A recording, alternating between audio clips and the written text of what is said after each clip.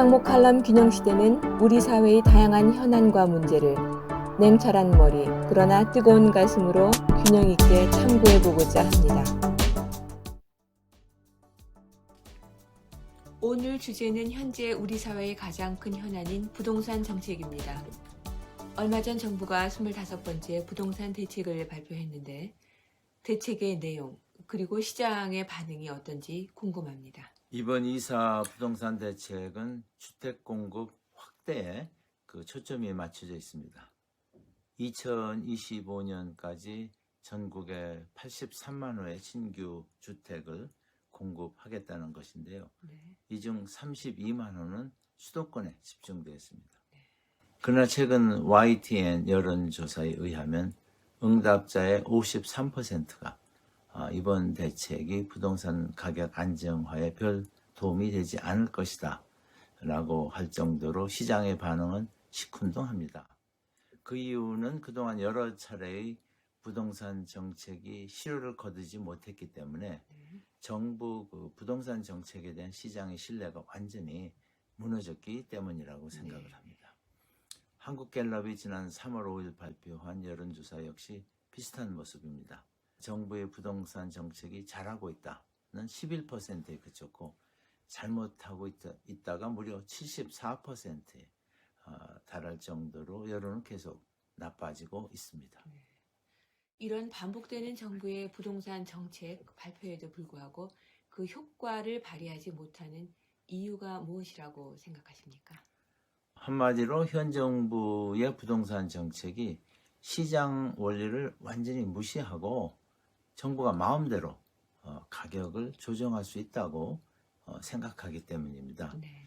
현 정부 출범 초기 발생한 강남 아파트 가격 상승은 정부의 특목고 폐지 정책 발표를 계기로 해서 이른바 강남 8학군이 부활될 것이라는 기대 때문에 촉발됐습니다.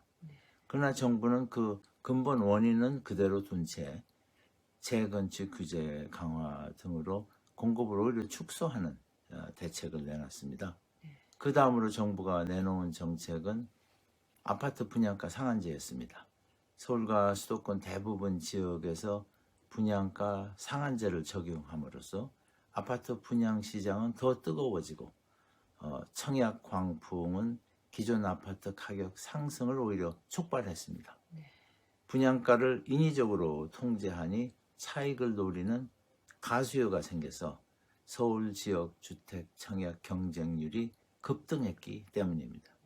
또한 낮은 분양가로 인해서 아파트 건설 유인가 또 재건축 사업성의 경쟁력이 낮아져서 아파트 공급은 오히려 줄어드는 이런 결과를 초래했습니다. 결국 정부의 가격 규제 정책이 공급은 억제하고 또 아파트 가격을 올리는 촉매제가 되었던 것입니다. 이에 더해서 15억 이상 아파트에 대한 대출 전면 금지 조치는 서울 지역 고가 아파트를 실수요자의 발은 묶은 채 현금 부자의 먹잇감이 되게 하고 있습니다.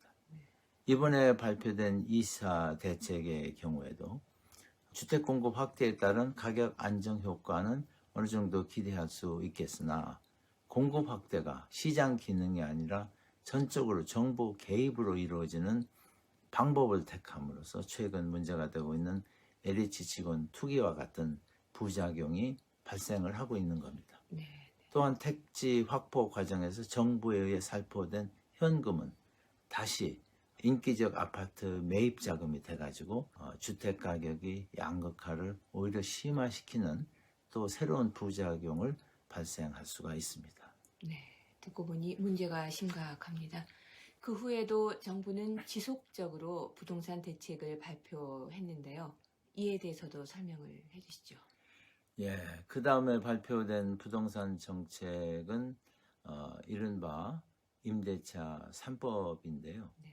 이것은 반시장적 정책의 상징이라고 할 수 있을 정도로 문제가 있습니다. 임대차 3법은 해당 국회 상임위 법안 소위 심사도 생략한 채 국회 본회의와 또 국무회의를 통과해서 곧바로 시행이 됐습니다. 그러나 이 법들은 시장에서 전세 주택의 공급을 급감시켜가지고 전세 파동을 야기하고 있습니다.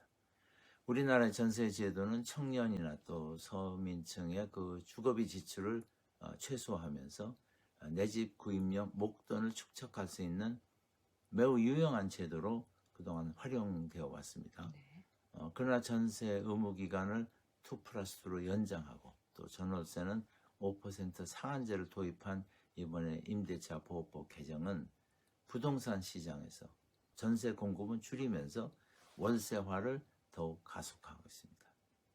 예를 들어서 서울 아파트 평균 전세값은 18%나 상승해서 6억 원에 육박하고 있고 전국적으로 월세 비중은 1년 새 38%에서 41%로 높아졌습니다. 네. 결국 전월세 임대인을 보호하겠다는 정부 정책이 전세 파동으로 인해서 서민들의 삶을 더욱 어렵게 하고 있는 것입니다. 네. 그 후에도 정부의 부동산 대책 발표는 지속된 것으로 알고 있는데 맞습니까? 예, 맞습니다. 이와 같이 시장 원리에 반하는 부동산 정책의 그 반복적인 추진으로 인해서 아파트 가격이 계속 상승하자 정부는 종합부동산세, 재산세 등 보유세와 또 양도세, 취득세 등 거래세를 무차별적으로 인상해서 주택 보유자와 또 거래자 모두에게 이른바 세금 폭탄을 던지는 조치를 취했습니다. 네.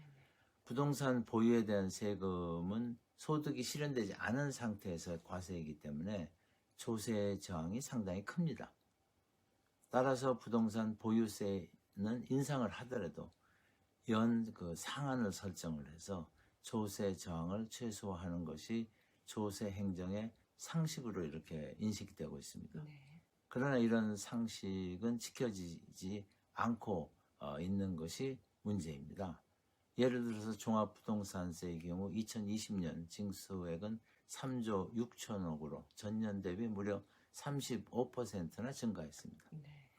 또 금년도 종합부동산세는 5조 1천억으로 추정되고 있습니다. 네. 이것은 작년 대비 42%나 증가한 금액입니다. 최근 국가 그 예산처 추계에 의하면 향후 10년간 부동산 보유세 세수 증가분이 무려 44조 원에 이를 것이라고 합니다. 이러한 상황에서 강력한 조세 저항이 일어나는 것은 당연한 일이지만 정책 당국은 이에 대해서 아무런 대비책이 없는 것 같습니다. 네. 재산세와 또 종합부동산세로 구성되는 부동산 보유세는 2020년의 경우 20조 1천억 원으로 전년 대비 2조 5천억 원이나 증가했습니다. 네. 그 결과 우리나라 GDP 대비 부동산 보유세 비중은 2017년에 0.78%에서 2020년에는 1.05%로 그 현 정부 출범 이후 급격히 증가하고 있음을 알 수 있습니다. 네. 또한 우리나라의 GDP 대비 모든 부동산 관련 세금 비중은 2018년 기준 4.05%로 영국, 프랑스에 이어 OECD 국가 중 세 번째로 높았습니다. 네. 반면 OECD 38개국 평균은 1.96%로 우리나라보다 훨씬 낮았습니다. 네. 이러한 최근 동향을 종합적으로 감안할 때 2021년 부동산 관련 세금의 GDP 비중은 한국이 OECD 국가 중 가장 높을 것으로 이렇게 전망이 되고 있습니다. 한국과 같이 국토 면적이 좁고 또 인구가 많은 나라에서 부동산 관련 세금의 비중이 높은 것은 이해가 되지만 문제는 실현도 되지 않은 소득에 대한 조세의 증가율이 너무 가파르다는 사실입니다. 네. 정책 당국의 객관적 그 상황 분석에 기초한 정책의 재조정이 필요하다고 생각을 합니다. 네. 그러면 이렇게 부동산 정책의 실패가 지속적으로 발생하는 원인은 무엇이라고 생각하십니까? 아까도 말씀드렸습니다만 한마디로 정부의 그 정책 수립가들이 부동산을 시장으로 생각하지 않고 네. 정부 마음대로 이렇게 가격을 조정할 수 있다는 잘못된 생각을 갖고 있기 때문입니다. 네. 시장은 언제나 바람직한 결과를 가져오지 않기 때문에 정부의 개입이 필요한 경우가 종종 발생을 합니다. 네. 그러나 중요한 것은 정부의 개입의 방법과 그 정도라고 생각을 합니다. 문제의 그 70 내지 80%는 시장으로 해결하고 나머지 20 내지 30%를 정부 개입으로 대처를 해야 하는데 네. 지금 정부는 시장을 불신하기 때문에 그 반대로 하고 있기 때문에 부동산 문제가 해결되지 않고 자꾸 꼬이기만 하는 것입니다. 네.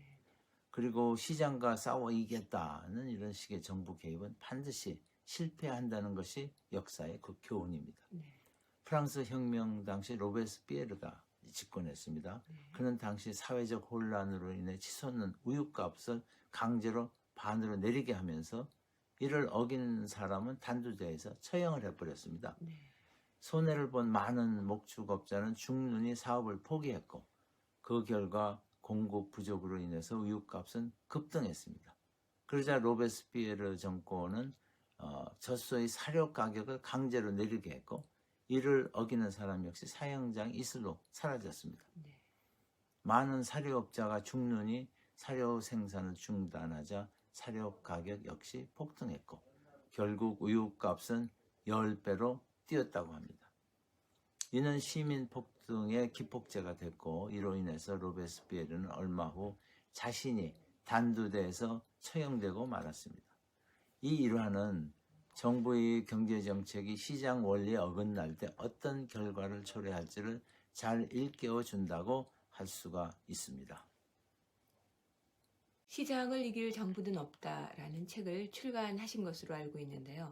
최근 부동산 정책에 주는 교훈은 무엇인지 궁금합니다. 시장을 이길 정부는 없다는 제가 2003년 당시 노무현 정부의 반시장적 부동산 정책을 지켜보면서 답답한 심정으로 집필한 책의 제목이었는데요. 네. 문재인 정부에서도 똑같은 상황이 전개되고 있습니다. 노무현 정부에서 실패한 부동산 정책을 설계한 분이 이번에도 청와대에서 부동산 정책을 총괄했다고 합니다. 그러니 뭐 같은 상황이 반복되는 것도 그리 놀라운 일은 아닌 것 같습니다. 부동산은 국민 거의 모두가 이렇게 참여하는 시장이기 때문에 시장 원리에 입각해 신중하면서도 또 점진적인 접근이 필요합니다. 부동산 정책의 난맥상은 정부의 무리한 개입으로 첫 단추가 잘못 끼워졌기 때문입니다. 따라서 이를 근본적으로 해결하기 위해서는 단추를 모두 풀고 시장 원리를 활용하는 방향으로 첫 단추부터 다시 잠가야 할 것입니다. 네. 모든 정책을 다 바꾸기 어렵다면 적어도 아파트 분양가 규제 정책과 임대차 3법이라도 철폐해야 합니다.